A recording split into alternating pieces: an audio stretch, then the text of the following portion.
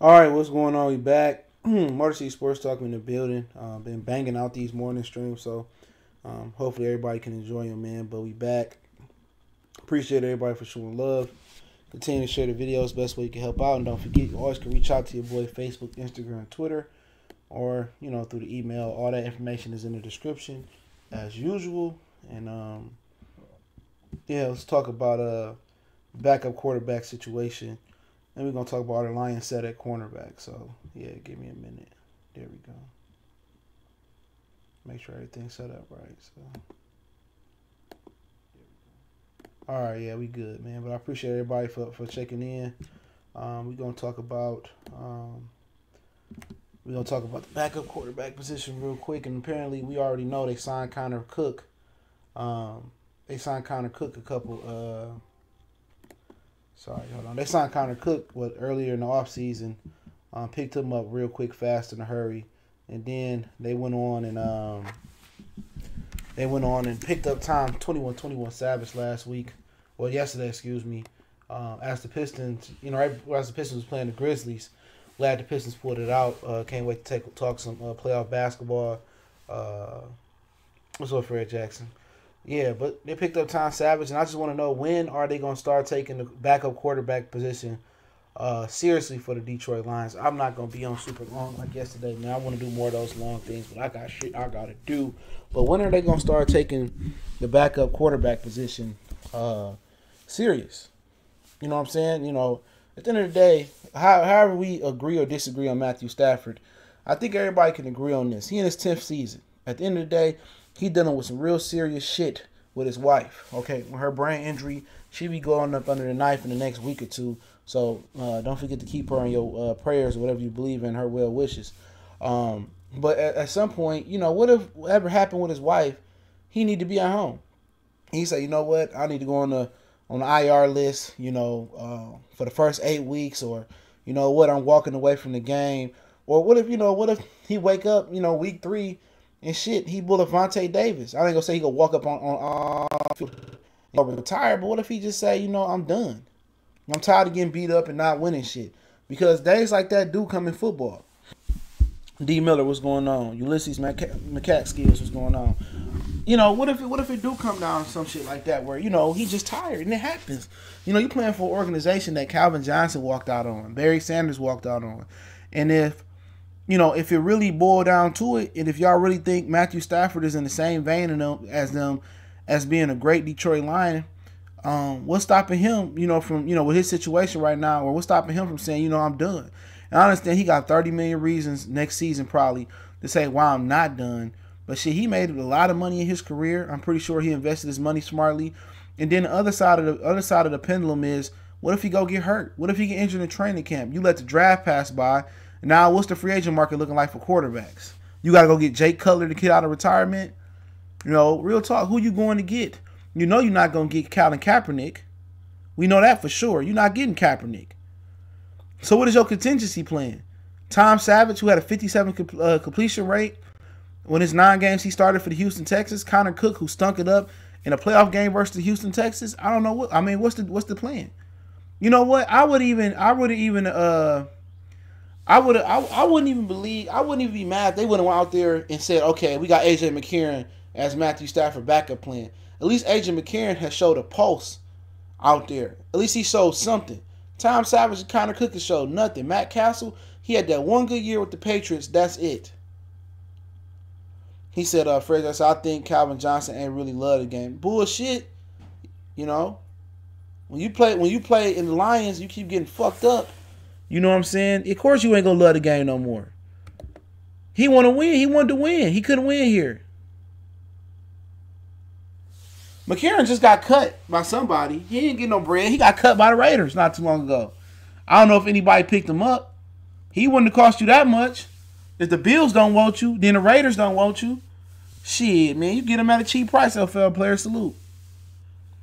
But like I said, all is forgiven if they go into the draft and they draft a quarterback that they feel that could be the future of the franchise. It's not necessarily are you picking up a quarterback to replace Matthew Stafford, but then again, Stafford has been beat up for 10 straight years with the Lions. He took hits, training camp, running. He ain't no spring chicken. And obviously, you haven't really been able to find the right pieces on the offensive line to put around him for him to be protected. He hasn't really figured out, hey, alarm clock in my head, I got to get the ball out of my hand.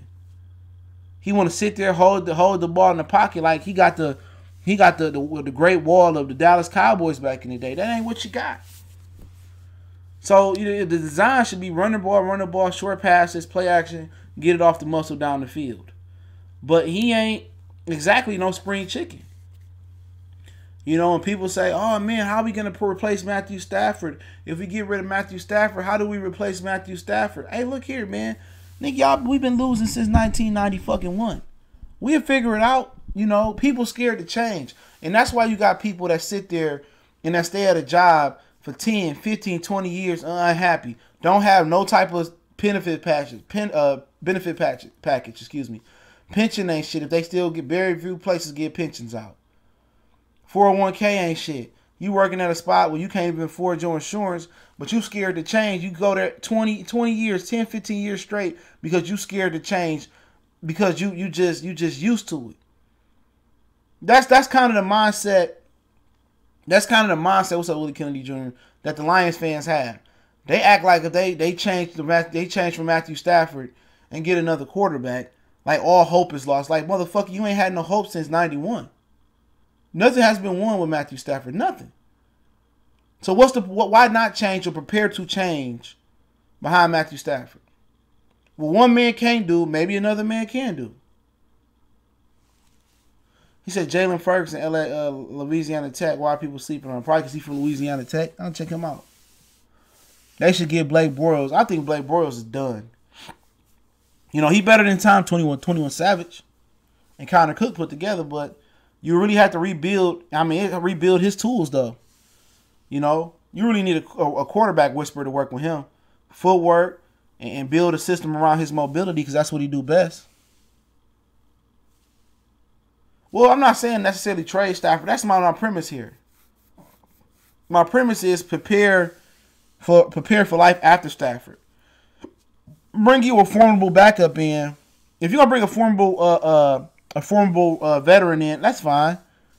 Just in case you need him to come win a game or two to keep us in the playoff race or keep us in the division race. I'm saying just bringing a steady quarterback, but I am saying I have been preaching that they should prepare for the future. They should draft some young quarterback, build a system around him, bring him up in this system to tutor him. You know, if he got mechanical issues, rebuild him like they did in Green Bay with Aaron Rodgers. They rebuild him. I'm not saying that the results are going to be Aaron Rodgers.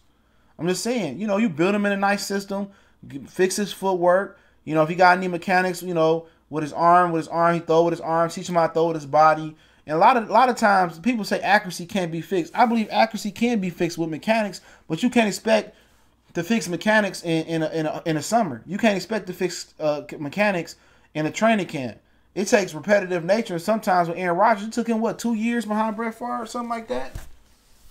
It took him 2 years behind Brett Favre to really, you know, get it. He held the ball very high at Cal Berkeley. They had to bring his release point was little where he held the ball down. They fixed his mechanics. They made his footwork better. He learned the playbook without having to go out there with a quarter of the playbook for a game, a half of the playbook. He learned the playbook, was able to digest it, able to work behind Brett Favre, even though he didn't help him. And it actually was comfortable in the offense. He knew the offense because for 2 years he got to sit there, you know, run it with the second team, sit there, digest it, go through it, and he was no pressure to go out there and run the offense. And pretty much he stepped into a real comfortable role. It wasn't a lot of success right then and there when he finally stepped in with his third year or whatever it was. It was, okay, he did pretty good. We got something to build on. He got confident. He's still going to be like, when you start your third season, still going to be like your rookie year. You know? It's still going to be like your rookie year. So why would you want to continue to come in here and keep the repetitive cycle of rookie quarterback thrown into the fire? All right, veteran quarterback Scott Mitchell, learn the playbook for the offseason, thrown into the fire. Why don't you prepare for that?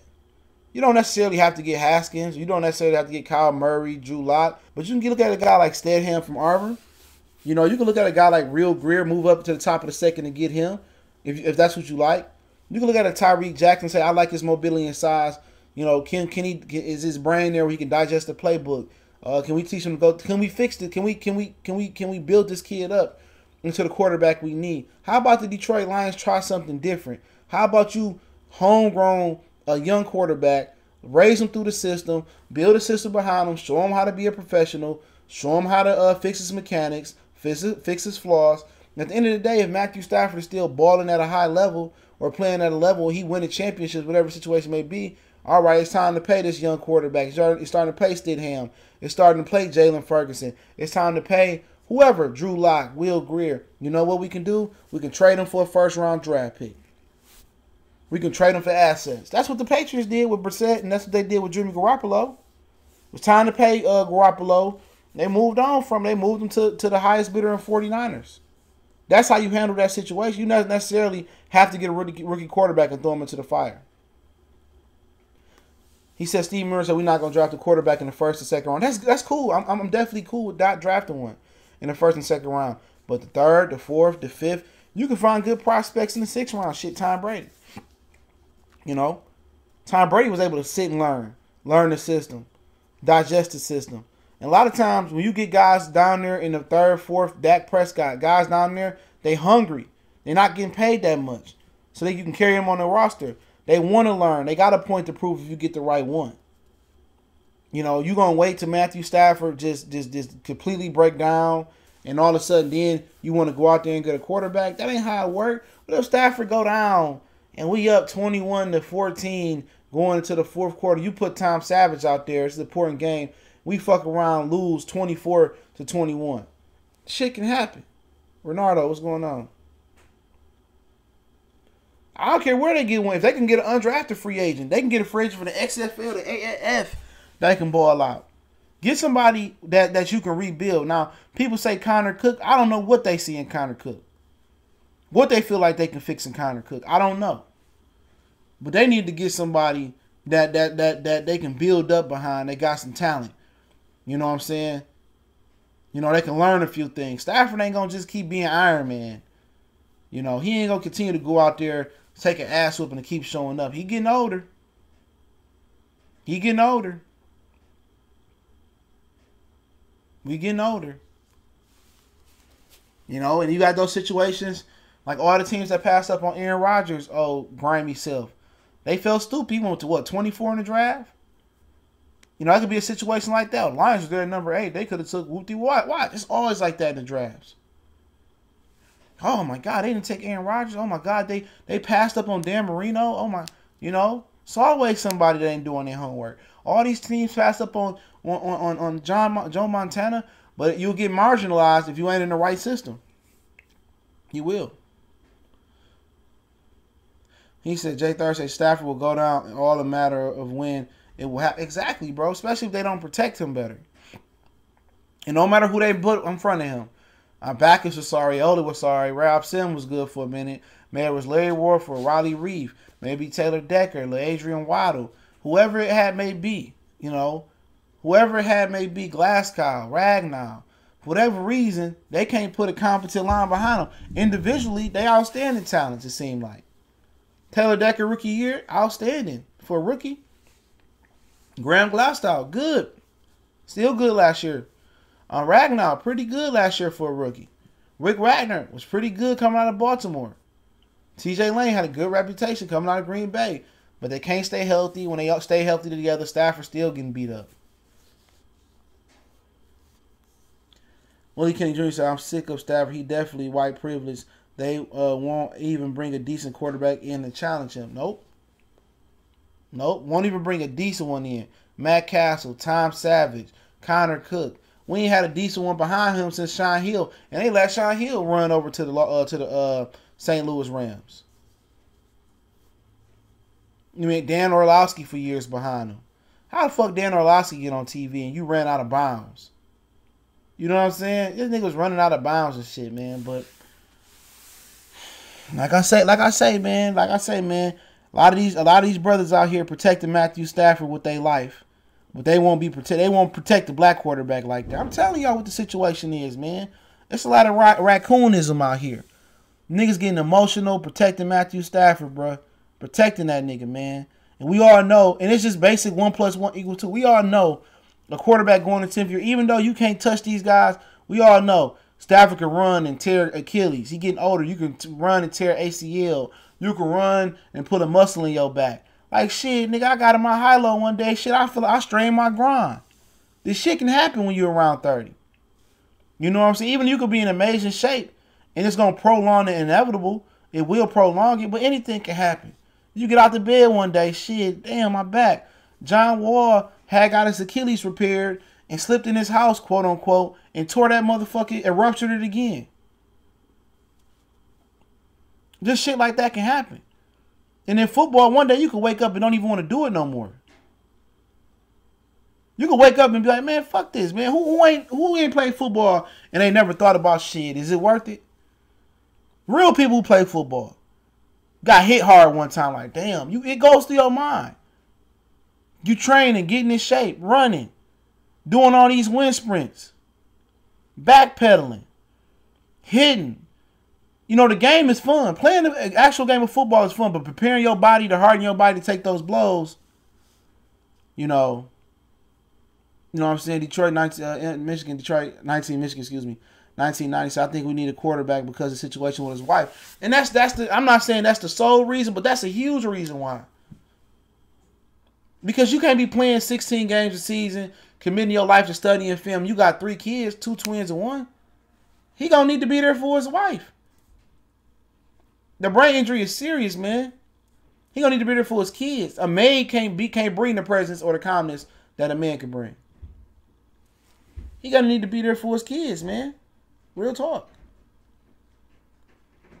And they underestimating that, man. And anything can happen. He can get injured or whatever, man. And that's just my personal opinion on it, man. But he said, quit speaking on shit like that. Shut the fuck up and get the fuck up out of here trying to tell us what the fuck we can do. Get the fuck up out of here. Get the fuck out of my chat. Niggas be killing me, act like they run with a motherfucker talking about. Get your ass out of here, Deion Porter. Go park at somebody else's porch, bitch. You killing me. Come on, stop sharping on stuff that's she made it public when she came out and said it.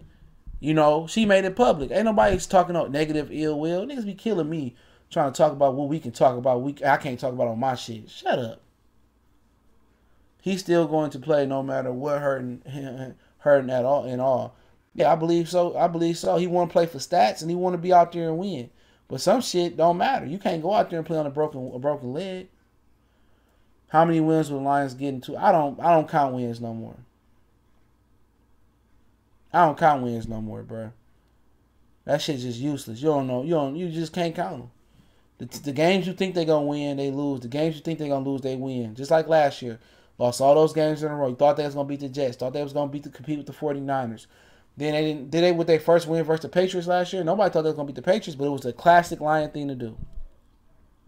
That's just what it was. So you never really know what I don't count wins no more, man. I stopped that shit. I'm stopping that shit, man. I don't know what it's way too early. We ain't even had the NFL draft yet. You're already talking about when. Well, Vegas already released the odds. The Lions over and under is 7 wins. But to put in perspective, the Browns over and under and Steelers over and under is 9 wins. So they already released the odds. And eventually they'll go up, they'll go down.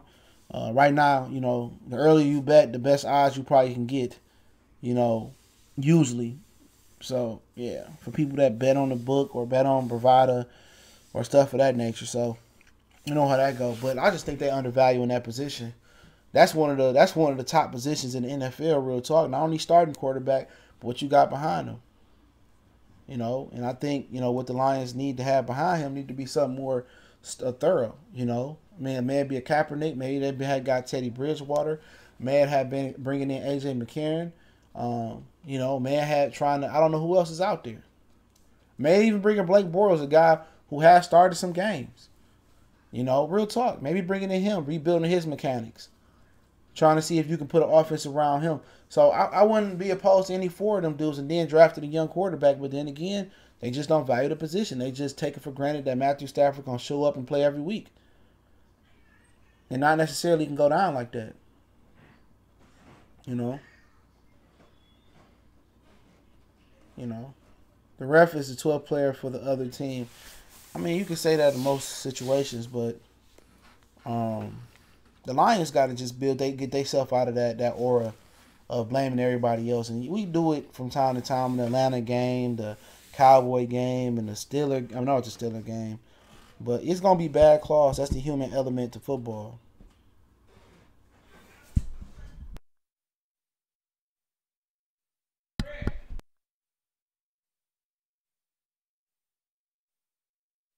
Give me a minute, y'all.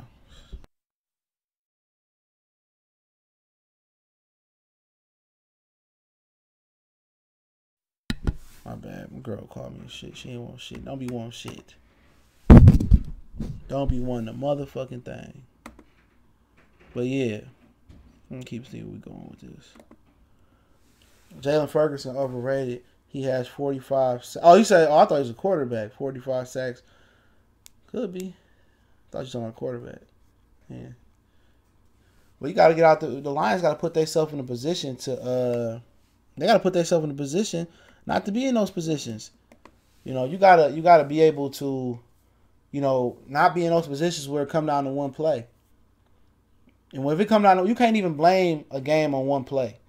You know what I'm saying? Because if we did what we had to do in the previous 3 quarters or the previous 30 minutes of the game, we wouldn't be in that predicament. And you know the refs been against the Detroit in every sports. Probably besides the hockey. I don't really know hockey like that, but pretty much they've been against us in every sport. You know, I don't remember any too many bad calls with the Tigers, but you got to overcome that. New England overcame it the Seahawks overcame it. As far as them not being those major market teams like that, man. So, like I said, man, it just take perseverance, to take talent. When we was up 14-0 on the Cowboys, we should have scored another touchdown and put that shit away. It's different. When you up 14-0, team like, okay, we can come back. But once you go down 21-0, now the team start pressing. Now turnovers, now people playing on eggshells. So we can't expect for nobody to feel sorry, man. Ain't nobody still feeling sorry for the city of Flint, and ain't nobody gonna feel sorry if that shit happened to Detroit. They're not gonna feel sorry. They're not gonna feel sorry for us here. All they believe is the stereotypical shit about Flint and Detroit. Oh, it's this and this that and it's this and this that. People in Detroit is this and this that. So they ain't gonna have no fucking sympathy on us, man. But that's the best shit to overcome when somebody else, got an unfair advantage and still persevere and be the rose that rise from the concrete. That's just what it is. See, I agree. If his wife is okay, ill, I can't remember. His wife is. I'll keep him. I think I'll keep in mind won't be here, and the Lions fans should understand that we do need to plan for that. Yeah, man. Yeah, man. I would totally understand. I wouldn't knock Matthew Stafford because he goes. I wouldn't knock nobody. What's homeboy? Homeboy. I don't know. You probably don't know him by name, but I was reading a story on him last year. He's an actor, and I believe he was the main character in Honey, I Shrunk the Kids. And the funny guy with the glasses, I'm going to get his name right now. Rick Morrison. He played Rick Morrison. His name was Wayne, I think. I don't know if that's his name. Yeah, Rick Morrison. The funny kid that played Honey, I Shrunk the Kids. And he played in some other stuff as well, too. You know what I'm saying? He was a comedian. He played in Strange Brew. He was in Ghostbusters. He the little nerdy guy that got hypnotized. That got under that, and then he played in Parent. And then the Flintstones. He was Barney Rubble in the Flintstones. His wife actually she was an actor. His wife actually died. His wife actually died. He gave up his acting career to raise his kids or raise his daughter or something like that. He was about to be, probably one of the most go down and be what Adam Sandler was, with Drew Carrey, not Drew Carrey, but Jim Carrey was about to be. He's about to go down and be a legend, a great. What Steve Martin was, and he's about to be in that class of a comedian. He gave it all up to take care of his kids. So, would y'all knock Stafford? No, we would support Stafford, man. If he had in any shape, fashion, Kelly need to recover and he need to step away for 8 weeks or for the rest of the season, yeah, I'd be like, okay, I'm not knocking it. Hopefully he comes back. Hopefully she get well. But shit, can't no maid or your mama or your cousin raise your kid. The actual parents have to be to raise the kids. Yo, Spaceball. Yep, he was in that. Gravedale High.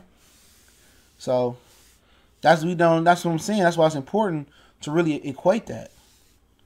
You know, and that's serious shit, man. I'm hoping she get well, man, because, you know, every child needs their mother and their father. You know what I'm saying? They really do. So it is what it is, man. And it was actually the Lions team physician that told her to get an MRI. You know, you see how, you know, and this medical stuff just ain't a rich man or a poor man or a middle class man thing. It's an overall thing. That's why you should always go get second what they call it, second recommendations or whatever it is. You should get second, thirds, fourths, fifths, man, as many as possible, because the one doctor could tell you ain't nothing wrong, and then you fuck around and find out, oh, had they detected this a year ago, you could be alive, or you still can have full function of your left hand, or you wouldn't have to go through this surgery or take this medicine. It's always good to go ahead and get, you know, somebody else to look behind him, man. So it's good that he recommended that. He wasn't even her physician that told her to get an MRI. The other doctor didn't even tell her to do that. But yeah, let's close it out talking about the cornerback position, man. And do a lot of people believe the Detroit Lions are set at cornerback? Darius, Justin Coleman, they say he can start at the outside or the nickel too. Rashad Melvin, Marcus Cooper, Tease Tabor, Mike Ford, Jamal Agnew probably gonna be more of the returner variety. You know, he looked terrible at nickel, but he was a good college cover. Oh yeah, salute Detroit, Michigan 1999. He was a good college cover corner, but it take time. So, you know, I'm just looking at it, man. How many corners I fucking name? Like 6. Slay, Coleman, Cooper, Melvin, Tabor, Ford, and did I forget somebody?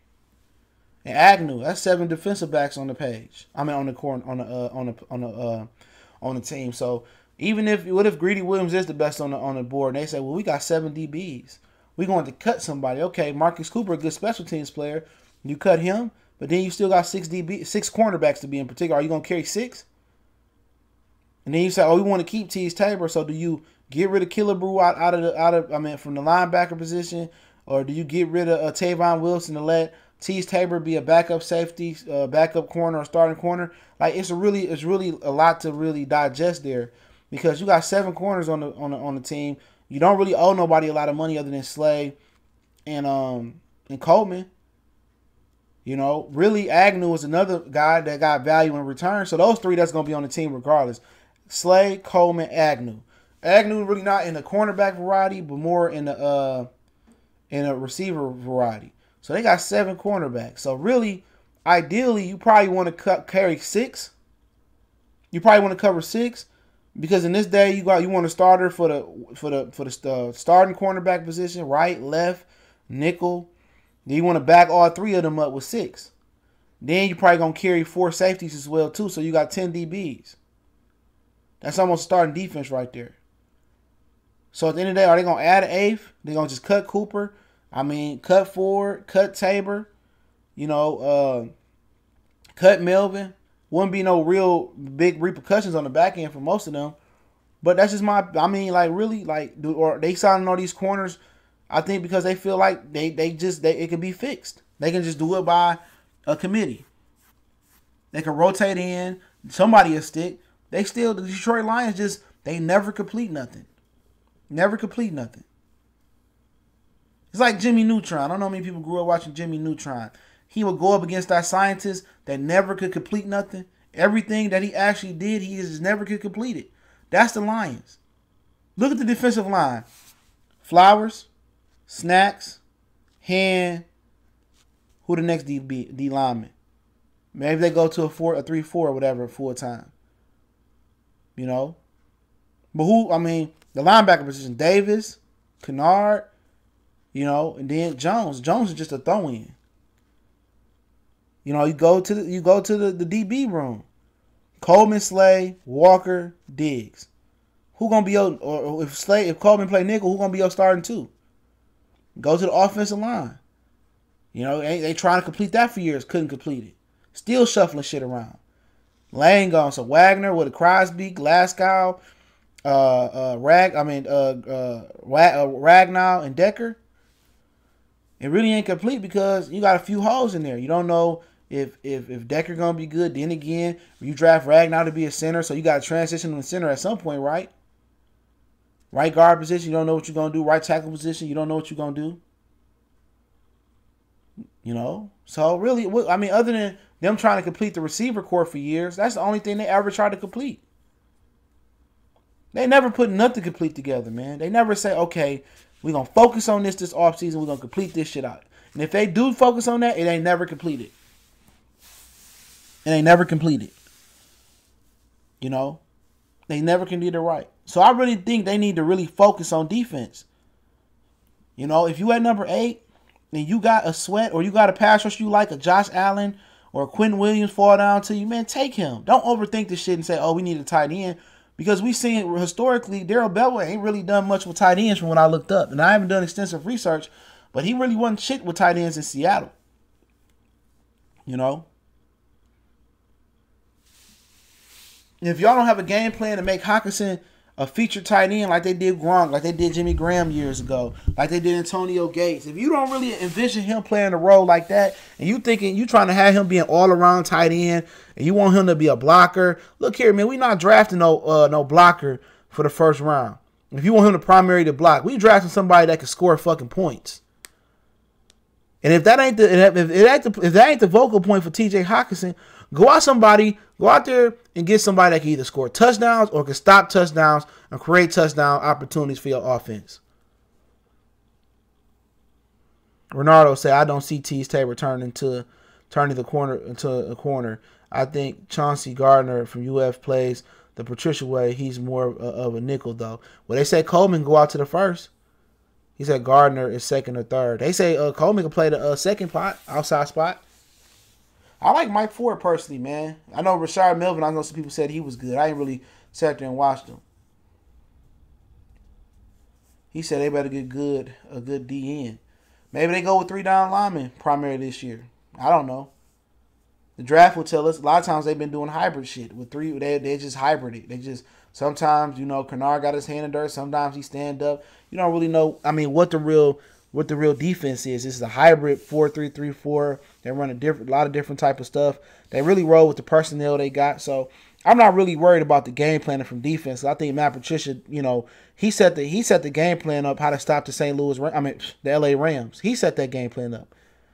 When after the Rams played the Lions, they shit went down the drain. But the Lions didn't get credit because the offense couldn't score no points. So I don't question Matt Patricia as a defensive mind anymore. I think Matt Patricia is solidified as a defensive mastermind. I think he's solidified as a defensive mastermind. Because last year, what he did from week to week, I gave him praise, but don't nobody say shit about that. They don't say shit. They always say the negative shit. But I said from week to week, I've seen that defense improve. Patricia is a mastermind on defense. I will give him that. You know, he really solidified my faith in him defensive wise. Now as a game manager, what I wanted to see last year, did he pass? Did he fail? I just say he was average as a rookie game manager. That's what I really wanted to see. I didn't think he was gonna come here and turn the corner and take this team from whatever Caldwell had it to till 10-6 to 11-5. I didn't see that. You know, but I want to see how he managed the game, how he managed the clock, how he managed the offense. Was he going to be sitting with the defense the whole time? You know, I wanted to see how, if he would listen to Matthew Stafford, he was going to make some adjustments. I already knew the offense. I knew this team was doomed, you know, after I really thought about it when Jim Bob Cooter was still the offensive coordinator. So they handcuffed him, and now, you know, he got out there and got to pick his own guy, apparently. So we'll see what happened. You know, they didn't go out there and get a North. I would love North Turner. I like Darrell Bellwood too, what he brings to the game. He know how to run the ball. So obviously That should be the vocal point. So you naturally think offensive linemen, they haven't attacked in the free agency. Offensive linemen is something they're going to attack again. We've been attacking offensive linemen since Mayhew, since Reef. You know what I'm saying? Since the brother LeAdrian Waddle, since Larry Warford. We've been attacking offensive linemen for years, going back to get Rob Sims. We've been talking offensive linemen for years. And all of a sudden, Larry Warford get healthy with the New Orleans Saints. Hell up out of here. You know what I'm saying? He get healthy with the New Orleans Saints. He said, what Vegas says is true. We are only a 6 or 7 win team. He needs to go because we didn't bring him here to win 6 or 7 games. I agree, but at the end of the day, when I seen Jim Bob Cooter there, I already knew what it was going to be. All right, salute, Ulysses, man. Salute, bro. Hopefully everything is well. Have a safe day at work, brother. Blessings. I already knew what it was going to be, to be honest. You know, we all try to hope and just hope in good faith that he turned the corner. But you're right. They didn't bring him here to win 6 or 7 games. They didn't. You know, but at the end of the day, he been getting hated on since he got here. He been getting hated on since day one. Bringing up his criminal history that was pretty much, you know, he got exonerated for. He, you know, got thrown out. You know, the players talking shit about him. I thought those was fake reports, but it was true. The players talking shit about him.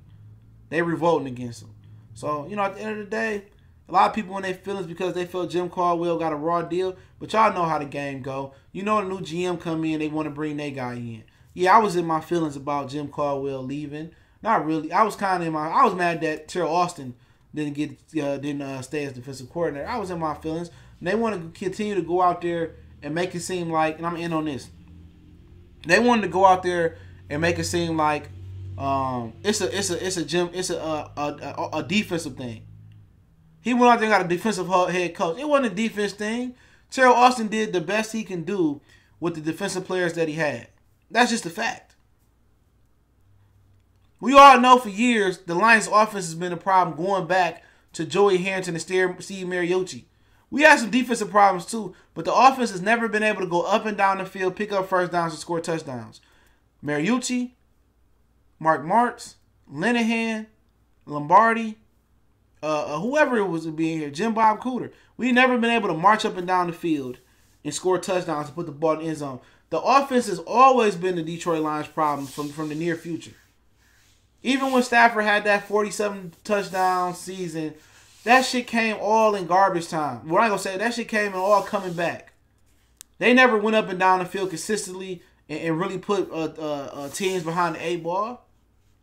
They never went out there and picked up first and second downs, you know, and converted on third down consistently, kept the chains moving, and then scored a touchdown. They've been having red zone problems. That's why Jason Hanson was killing the game for so long. Rodney Jones said, the only thing that matters is wins and losses. Belichick is a defensive mind because he's a winner. Patricia's overrated. Caldwell was hated on, but he won. True. You know, he did win. He did get hated on, but like I said, the offense is the problem, man. The offense is a problem. It's been a problem. Not consistently putting up points. You know, I'm not gonna put a tag on Patricia yet, bro. I wouldn't have been mad if they fired him after last year, but I'm not gonna rate him right now. I'm not gonna say he a failure. He passed. He great. He average. He good. Let's see what he continue to do as he implement his system. Let's give him another year. We see how it go. But I appreciate everybody for checking in. I got to go. Appreciate it, man. I'm gonna continue to drop that content. And we talk about the Pistons later on as well, too, as they close out the season versus the Knicks, hoping to secure the playoff spot. So we'll be around talking about that. Appreciate it. We gone.